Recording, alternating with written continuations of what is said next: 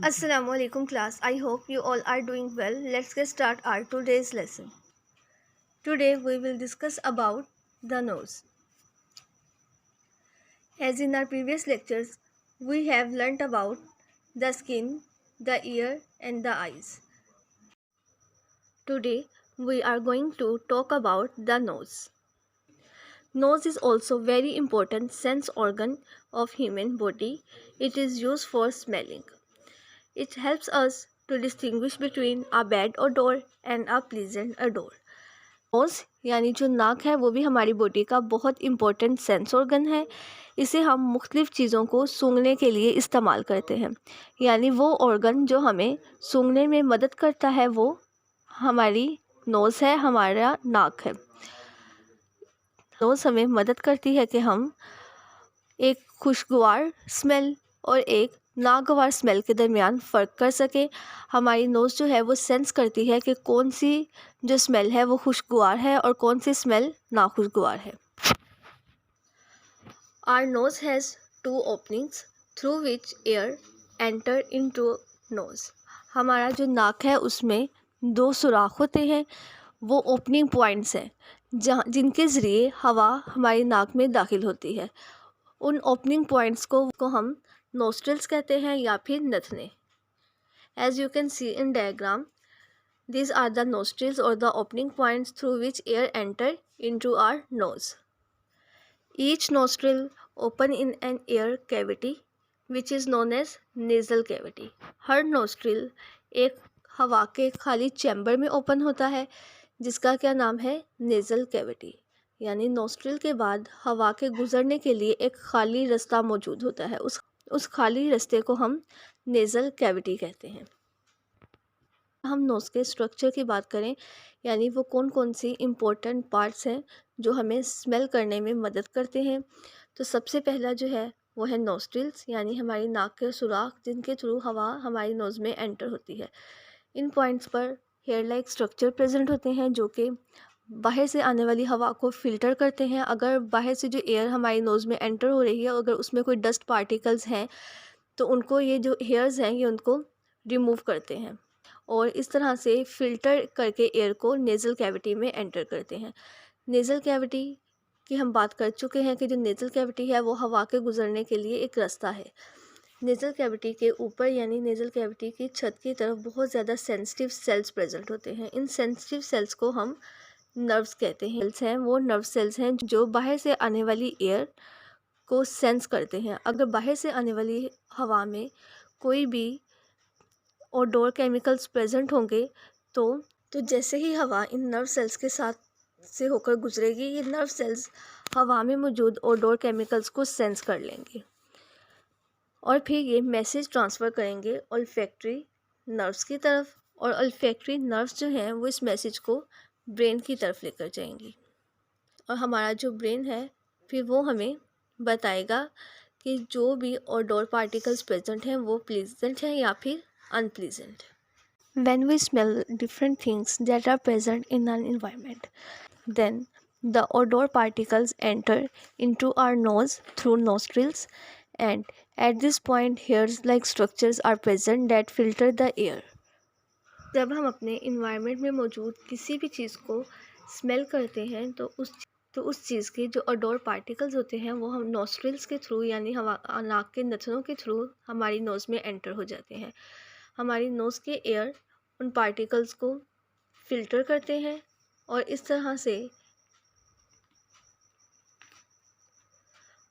से एक filtered air nasal cavity से होती हुई ओल्फैक्टरी मेम्ब्रेन्स तक पहुंच जाती है। ओल्फैक्टरी मेम्ब्रेन्स यानी वो सेंसिटिव सेल्स हैं जो सेंस करते हैं कि जो एयर हमारी नोज़ में एंटर हो रही है उसमें कोई ओडोर केमिकल्स प्रेजेंट हैं या नहीं। अगर उसमें कोई ओडोर केमिकल्स प्रेजेंट होंगे तो ये मैसेज ट्रांसफ़र करेंगी ओल्फैक्टरी नर्व्स को और ओल्फैक्टरी नर्व्स के थ्रू ये मैसेज ब्रेन तक चला जाएगा। ब्रेन इसके ऊपर प्रॉपर प्रोसेस करेगा और आइडेंटिफाई करेगा कि वो कौन सी चीज़ है जिसको स्मेल किया जा रहा है।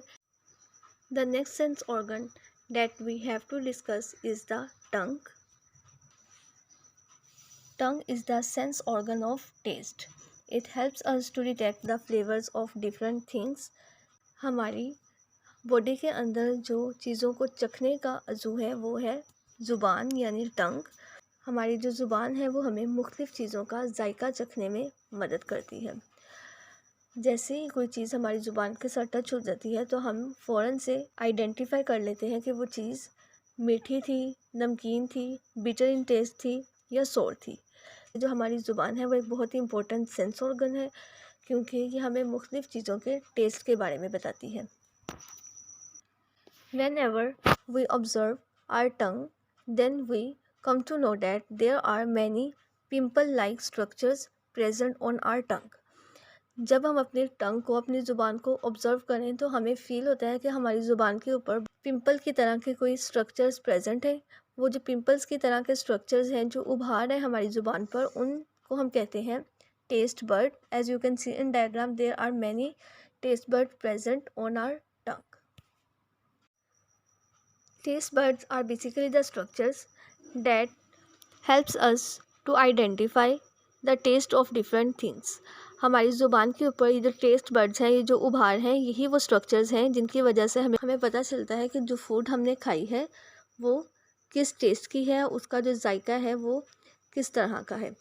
There are many nerve cells present between the taste buds. When food touch these taste buds, then the nerve cells send signals to the brain, and in this way we come to know that the taste of different things. हर taste bud के पास बहुत ज़्यादा sensitive nerve cells present होते हैं। जैसे ही food in test bud के साथ टच करती है तो ये जो नर्व सेल्स हैं ये सिग्नल ट्रांसफ़र करते हैं ब्रेन की तरफ। ब्रेन इन सिग्नल के ऊपर प्रॉपर प्रोसेस करता है और हमें पता चलता है कि जो भी फूड हमने खाई है उसका टेस्ट क्या था, वो सॉल्टी थी, सोर थी, स्वीट थी या बिटर इन टेस्ट थी।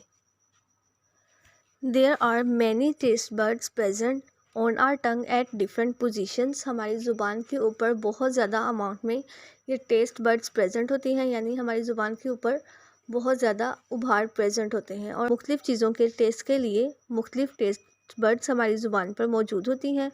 हर टेस्ट के लिए जो टेस्ट बर्ड्स हैं वो डिफरेंट पोजीशंस पर प्रेजेंट होंगी। फॉर एग्ज़ाम्पल, जो हमारी ज़ुबान की टिप होती है वो सिर्फ स्वीट टेस्ट को डिटेक्ट कर सकती है। इसी तरह से जो हमारी ज़ुबान की साइड्स हैं वो सेंसिटिव होती हैं सोल्टी और सोर टेस्ट के लिए। यानी जब कोई चीज़ हम खाते हैं तो अगर उसका सोल्टी या फिर सोर टेस्ट होगा तो जो हमारी ज़ुबान के साइड्स पर टेस्ट बड्स प्रेजेंट हैं वो उसको डिटेक्ट करेंगी।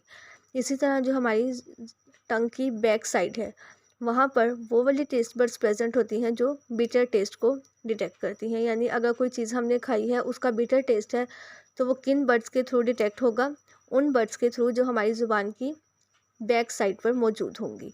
इस तरह से जो हमारी टंग है वो हमें मुख्तलिफ़ चीज़ों का टेस्ट आइडेंटिफाई करने में हमारी हेल्प करती है और एक बहुत इंपॉर्टेंट सेंस ऑर्गन के तौर पर वर्क करती है। ओके स्टूडेंट्स, आज के लेसन में हमने दो सेंस ऑर्गन्स को डिस्कस किया, द नोज़ यानी नाक, द टंग यानी ज़ुबान।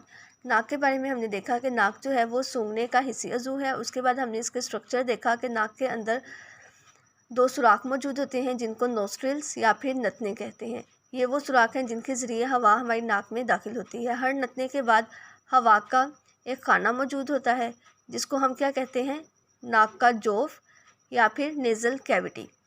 ये जो नेज़ल कैविटी है इसकी छत की तरफ बहुत सारे नर्व सेल्स मौजूद होते हैं। जब हवा इन नर्व सेल्स के साथ टकराती है तो ये उस हवा में मौजूद किसी भी ओडोर केमिकल को डिटेक्ट करते हैं और फिर ऑल्फैक्टरी नर्व्स के ज़रिए मैसेज ट्रांसफ़र करते हैं ब्रेन की तरफ और फिर हमारा जो दिमाग है वो बताता है कि जो भी हवा में ओडोर केमिकल मौजूद है वो खुशबूदार है या फिर बदबूदार। इस तरह से डायग्राम के थ्रू भी हमने इसको अंडरस्टैंड किया। नेक्स्ट जिस सेंस ऑर्गन के बारे में हमने देखा वो थी ज़ुबान या टंग। ज़ुबान जो है वो चखने का हिस्सा अज़ू है और यह हमें जो हम खुराक खाते हैं उसका जायका चखने में हमारी मदद करती है। ज़ुबान के ऊपर बहुत ज़्यादा उभार मौजूद होते हैं और इन उभार को हम कहते हैं टेस्ट बड्स। ये टेस्ट बड्स के पास नर्व सेल्स होते हैं और उन नर्व सेल्स के थ्रू मैसेज ट्रांसफ़र होता है ब्रेन को और फिर ब्रेन हमें बताता है कि जो भी हमने फूड खाई है उसका टेस्ट क्या था। ओके, आज का आपका लेसन यहाँ तक है। ये एक्सरसाइज में लॉन्ग क्वेश्चन भी हैं, नाक के बारे में भी यानी सूंघने के हिस्से के बारे में भी और ज़ुबान की अहमियत के बारे में भी। तो ये आपने ये दोनों लॉन्ग क्वेश्चन अच्छी तरह से तैयार कर लेने हैं। Okay, thank you very much. अल्लाह हाफिज़।